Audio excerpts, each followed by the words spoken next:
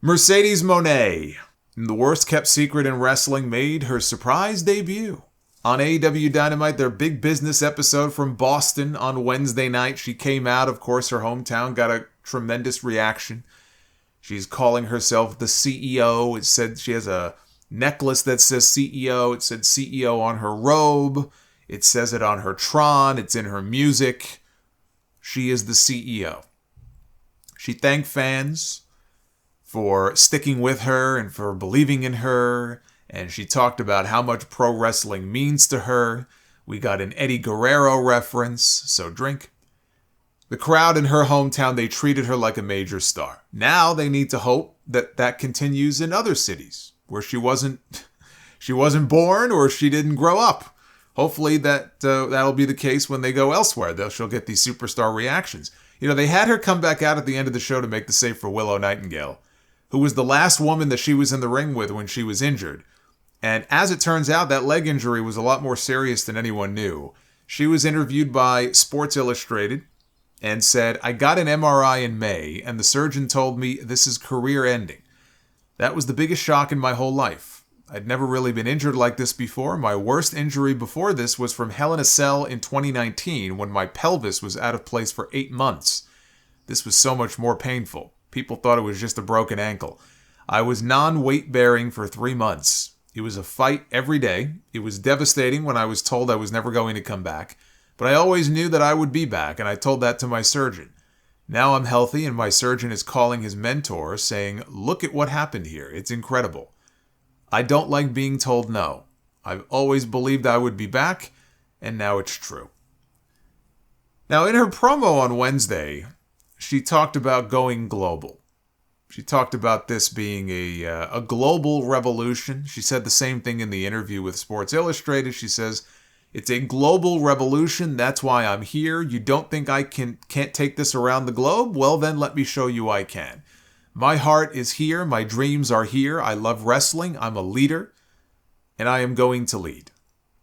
And there were some people mocking the global reference after her promo on Wednesday, like, you come from WWE. It's the most global wrestling company in the world. But of course, these people probably only use 20% of their brain power. So what they did not really think about is the idea that when she's talking about global, she's talking about the ability to work in a lot of different places and spread the message of AEW. And now she's, under contract. She has been for 2 months.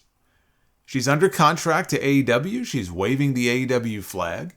And wherever this woman goes now, whether it's to Mexico, whether it's to Japan, or anywhere else in the world, the UK, it's, whatever it may be, she is representing AEW.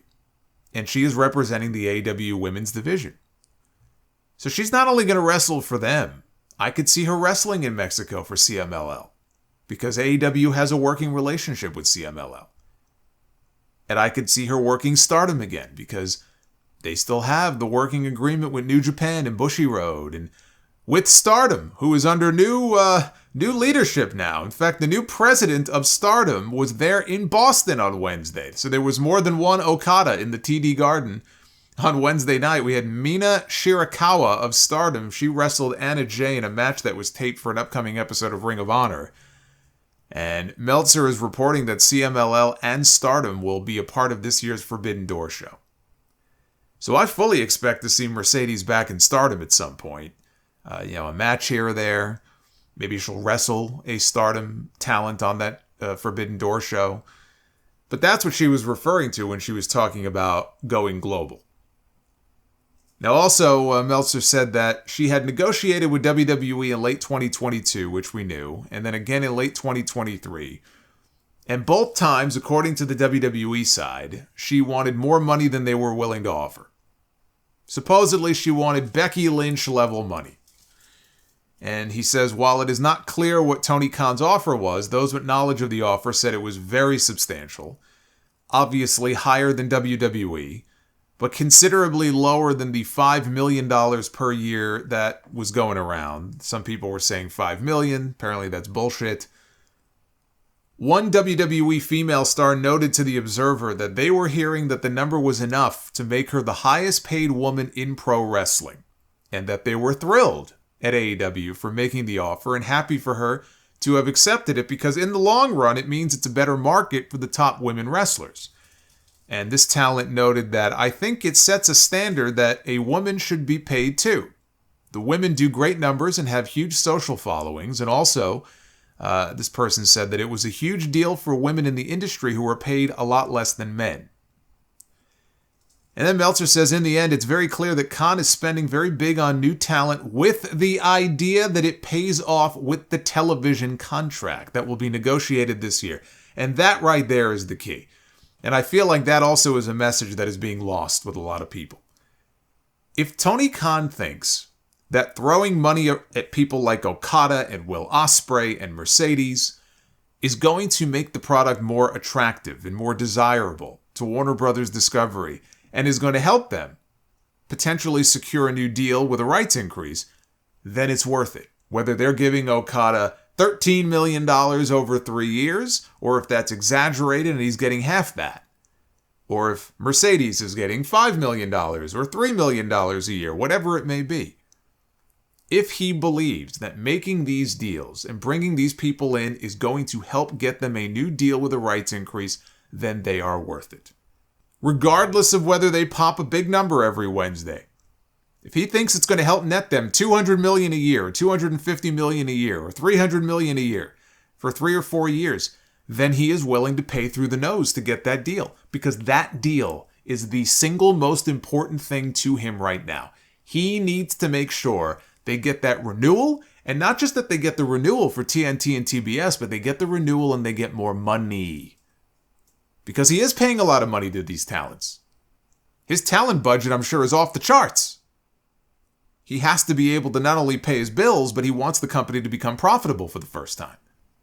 So that deal, that negotiation, and they're in the negotiation window right now with Warner Brothers Discovery, that is the single most important thing right now to Tony Khan, as it should be.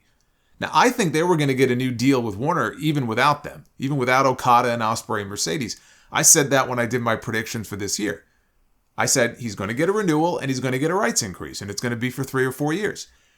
But if he thinks this helps their chances, then you know what? It makes sense to do it. It makes sense to try. It may blow up in his face. But if that's where he's coming from, then it makes sense, and I understand it.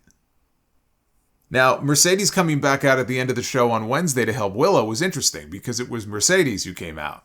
It was Mercedes who came to the rescue, not Chris Statlander. Statlander had what she claimed was a medical emergency. She claimed that Julia Hart and Sky Blue were the ones who attacked her. That's why she couldn't come out. And now they've made a street fight for the live Rampage this Wednesday because Rampage, because of the NCAA March Madness stuff, is bumped. So it's airing on Wednesday immediately after Dynamite, so you're getting a 3-hour block. They're doing a street fight. It's going to be Chris Statlander and Willow Nightingale against Julia Hart and Sky Blue. There is definitely a Chris Statlander heel turn coming. I mean, all you have to do is watch that segment they put on their socials after Wednesday where she said, I was attacked. I had a medical emergency. I couldn't come out. It's very clear that this woman is going heel. And I think Statlander may be the first opponent for Mercedes.